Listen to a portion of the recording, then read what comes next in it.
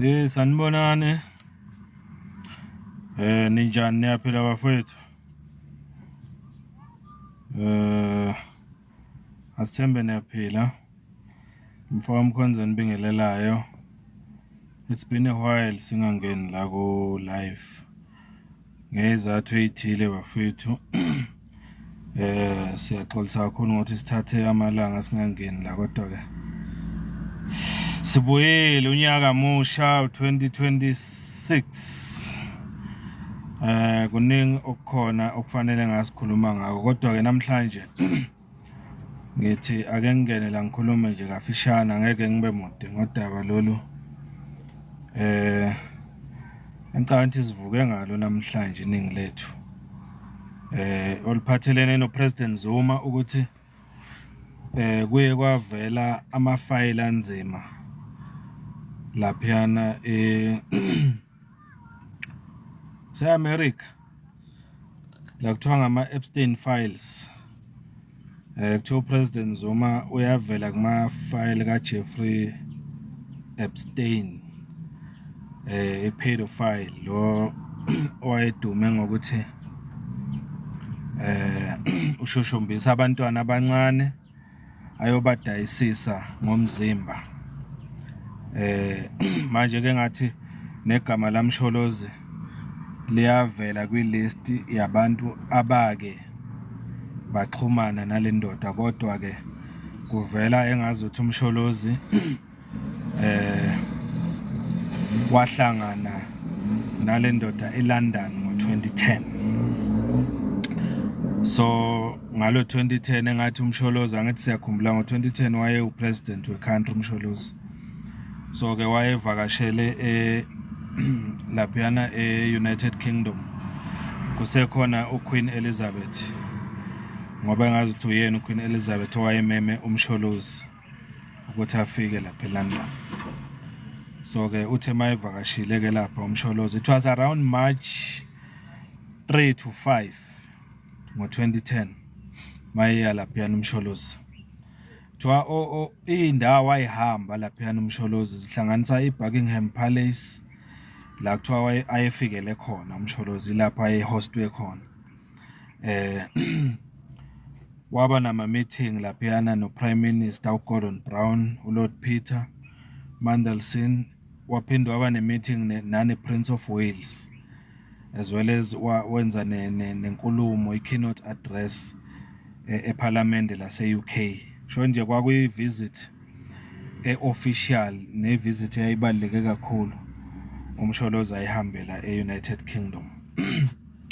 So ke lo Epstein lo okukhulunywa ngaye kuthiwa wenza idina, kule dina yakhe khona lapha eLondon wenza idina, wayesemema-ke abantu abakhulu noma abanegama ukuthi uMsholozi nomPresident Zuma was one of the guests kuleyo dina leyo. Masizwa kuthiwa kwakhona ngisho omunye usisi la wase-Russia owayemodela kodwa futhi masibheka ngathi wayedayisa nangangomzimba, naye ngathi wayemenyiwe lapha kuleya meeting.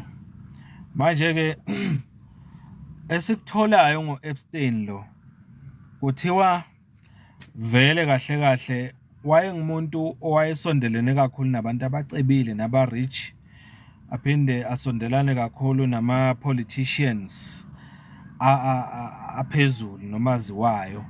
Ukusho ukuthi mhlawumbe ngale ndlela okuchazwa ngayo la ingakho nje ayememe noMsholozi ngale ndlela esiyithola ngayo le ndaba.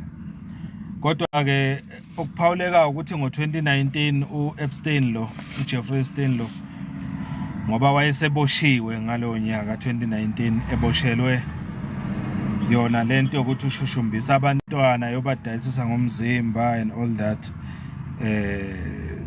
Engazuthi wazibulala noma wazilengisa ngo-2019, wazilengisa esejele evalelwe elinde itrial yakhe ukuthi ayokhulunyiswa ngalezi zinto azenzayo wase uyazilengisa ke wazibulala.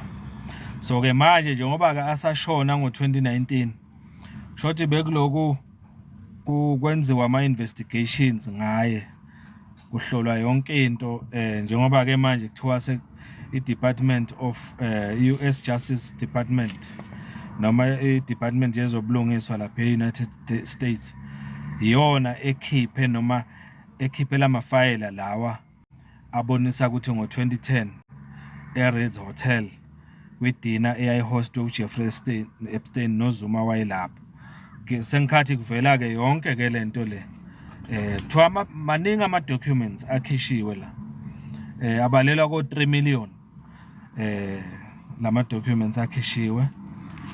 Okunye okuphawulekayo ngalomfolo Epstein lo okuthiwa wayehoste umsholozi kuthiwa around 2009 to 2014 engathiwa kwafika even nala eMzansi ngoba kuthiwa wayene-interest nala eSouth Africa escouta abantu besifazane abamodelayo eCape Town, eDurban naseJohannesburg.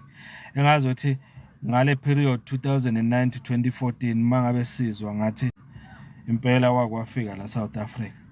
Kodwa ke nakho okuphawulekayo Jacob Zuma Foundation seyiphikile zonke ley'nsolo ezibekwa kumsholozi ukuthi wajwayelene nomuntu oganga kanje, umuntu oshushumbisa abantwana ayobagilisa imkhuba badayise ngomzimba nani.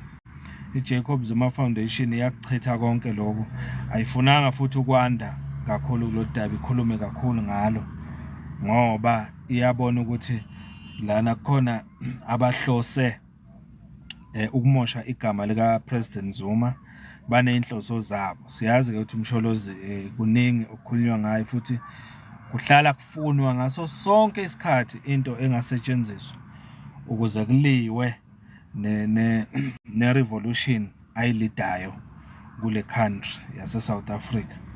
So ke mhlawumbe nawe ulizwile lolu daba engabe uthema uluzwa lolu daba lukamsholozi lokuthi uvela kuma-file abucayi kangaka nomuntu owayedume ngokuthi anukubeze abantwana abasebancane badayisise ngomzimba ngoba kusolakala ngathi njengoba ejwayelene nabantu ababe-rich engathi wayenza imali ngalabantwana, kusho ukuthi mhlawumbe ngandlela thile uyo wayebaxhumanisa laba aba-rich naley'ngane ukuze balale nazo and all that, kukhokhwe imali asazi, kodwa engathi into kanjalo. Kodwa nje mawuthi uyayilandelela lento ngendlela ekhulunywa ngayo, ngoba nami bese ngizenzela nje my own research ngalento, ngibathe ngiyalandelela akukho okunye okuzwakalayo la ngomsholozi ngaphandle kwendaba ethi wahostwa noma wamenywa kwidina ngo2010 ngesikhathi evakashele eLondon waye-guest. Uma kuwukuthi kwenzeka ukuthi wamenywa waba i-guest kuleya dinner and all that, angazi ukuthi mhlawumbe kukhona yini lapho okuyicala noma mhlawumbe okuwukuthi mhlawumbe angasolwa ngako ngokuthi wa-attenda and stuff kuleyo meeting ye-pedophile, asazi. But nje ngizama ukuyi-understanda ngokwami ukuthi ngabe yini mhlawumbe le ngaka eyenza ukuthi udaba lukamsholozi kube yilona oluqhakanjiswa kakhulu manje la, ukukhulunywa kakhulu ngalo, ngoba manje mina ngale ndlela engiyibuka ngayo 16 years have passed manje. Makukusho lento yenzeka ngo2010 ukuthi umsholozi avakashele eLondon waba nedina na this guy short sekuphele 16 years manje. Kodwa manje mhlawumbe lo daba malibuya manje lubuya ngayiphi inhloso? That's the question yokuqala engizibuza yona, ukuthi kungani libuya futhi manje lo daba, inhloso eyini, kuhlosweni, and malibuya ngamandla kanje lubuya kuzokhulunywa ngoZuma kakhulu than anything okufanele ngabe yakhulunywa ngalama file okuthiwa more than 3 million. Shothi kula mafile more than 3 million avelile ngalo Jeffrey Epstein mhlambe igama la Zuma elipha eli ngathini elikhulu kakhulu yini ukuthi kungakhulunywa ngalo than any other prominent politicians okungenzeka this guy wahlangana nabo or other rich or wealthy people okuthi wahlangana nabo yini lenza ukuthi kuvele lamafile manje ngomsholozi ngendlela wena obuka ngayo kungani manje ukuthi kukhulunywa ngalo lidaba awucabangi yini ukuthi in one way or the other this is part of mhlambe isimiye campaign njengoba isho iJZ Foundation and okunye okufanele sikukhumbule la ukuthi imedia is working overtime especially media yase South Africa kumele singakulibali nanini ukuthi media yase South Africa is working overtime to shift our focus from le ndaba ezicayi nezikhathaza lelizwe kakhulu indaba ezifana nalama allegations nje avezwe ubaba uMkhwanazi.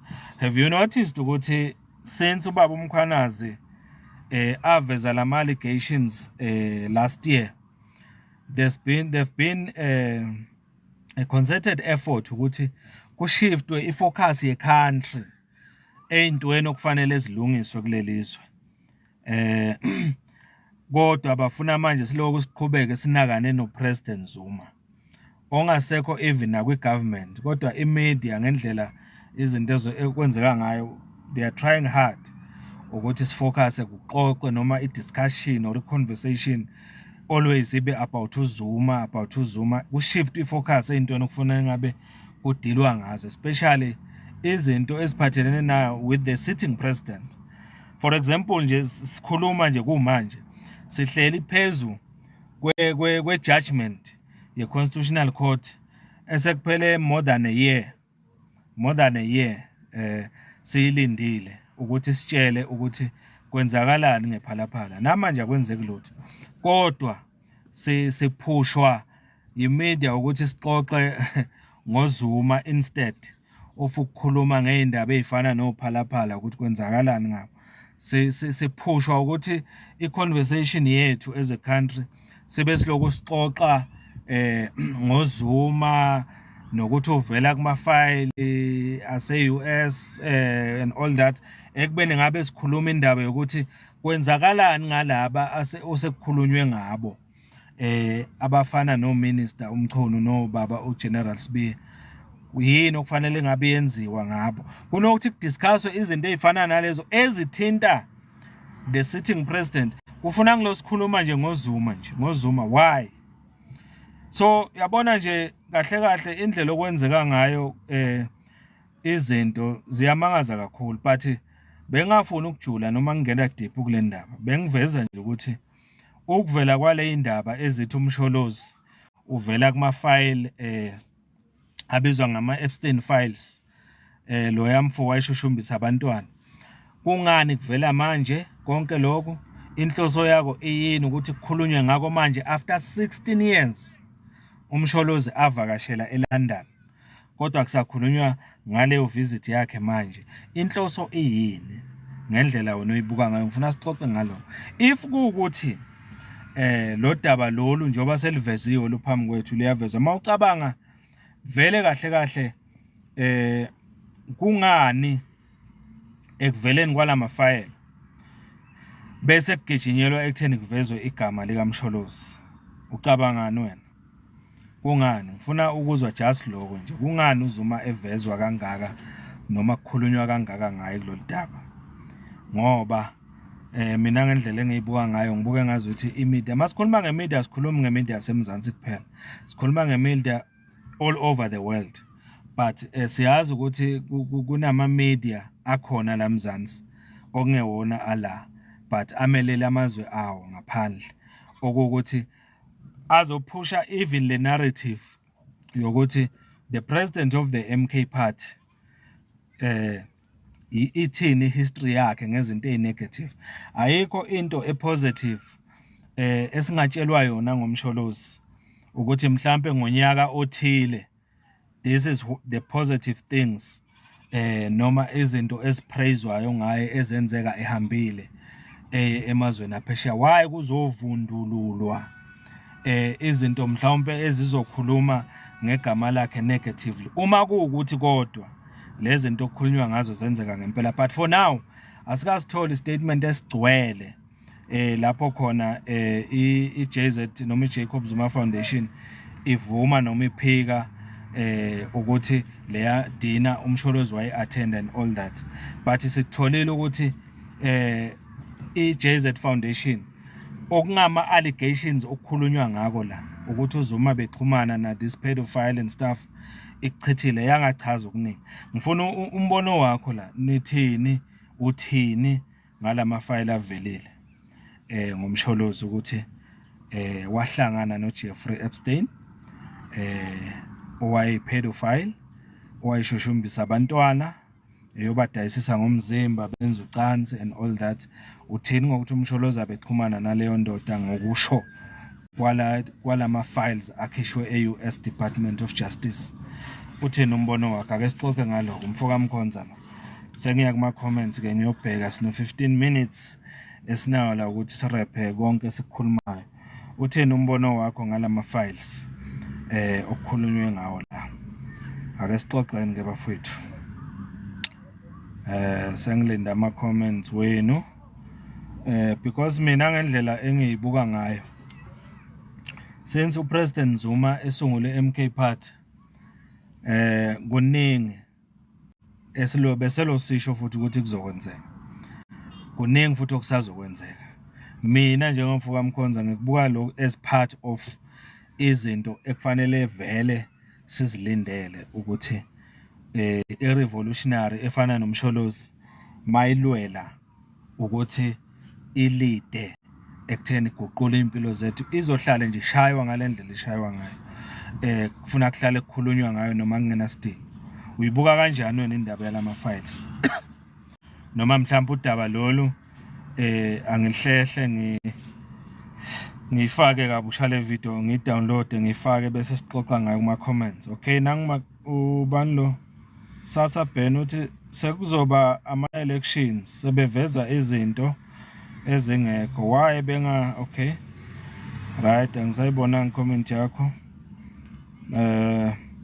Kungana ama file lawa ekuthiwa umsholozi uvela kuwo evela manje, inhloso ithini? Asisiza ngani? Okay, noma ngibuze kanje, ukuvela kwalama files ke avelile ngomsholozi kukhona la kuzoyisiza khona eSouth Africa? That's my question. Kukhona la kuzosiza khona eSouth Africans ukuthi umsholozi kukhulunywa ngaye ukuthi uvela kuma file ase-United States ebekuphenywa ngathi bekuphenya FBI lapha. And manje a question ithi can you trust into ebiphenywa eAmerica uma izokhuluma ngoZuma and stuff? And ekulophenyo lo abalivezile njoba ngishilo kuthiwa kwakuyidina nepedophile. Okay, SMG uthi yiveze kancane ukuthi wenzeni, angozwa SMG. Right, no bafethu ngicabanga ukuthi ngiwuvale lo live ngizoyi-upload again le video bese siya comment. But nje ingiloko bengifuna ukuzokuvezela ukuthi mina ngendlela engibuka ngayo kukhona inhloso ezingekho right la ezikhona ezibhekiswe kubaba uZuma, not just yena. Okay, SMG uthi sengingene phakathi. Okay, nithi inhloso ezikhona mina la ngibona ngazi ukuthi ukuthi kudicilelwe phansi igama lika Zuma ne-MK Party. Kukhona abantu njengamanje abasemkhankasweni ikakhulukazi abemedia abafuna ukusabalalisa izinto ezingezona, ngoba lo daba lolu angiboni nakuthi luzosiza ngani eSouth Africa ukuthi kukhulunywe ngayo. Kunezinto ngabe siyakhuluma ngazo abafuna ukushift ifocus yethu kuzo. Ake ngibonge bafowethu, ake ngilivalele udaba la. Ngiyabonga ukuthi nibe khona la, nisupport le channel. Makhaza thu yonke lento inge MK ngoba iyadlondlobala ya kunjalo eMakhavit ya nami ngibuka kanjalo ukuthi this is just part of izinto ezenziwayo ukuze kudicelelwe phansi isikhundla sikaZuma as MK Party president kuze ifadalale MK Party. Semzimeni bafethu lo mzabalazo esikuwo awulula ngempela. Udinga ukuthi sibekezele. Ngiyanibonga bafethu ngesupport yenu. Mfoka Mkhonza la ngicela uma subscribe ku YouTube, upress ufollow ku TikTok siqhubeka ne-channel siye phambili. Ngiyanamukela nonke ninabasha enifikayo la nenisijoyinayo. Ngiyanamukela nonke kwangathi ningaqhubeka nisupport le channel. Ngiyanibonga. Mfoka Mkhonza lo. Thank you so much guys.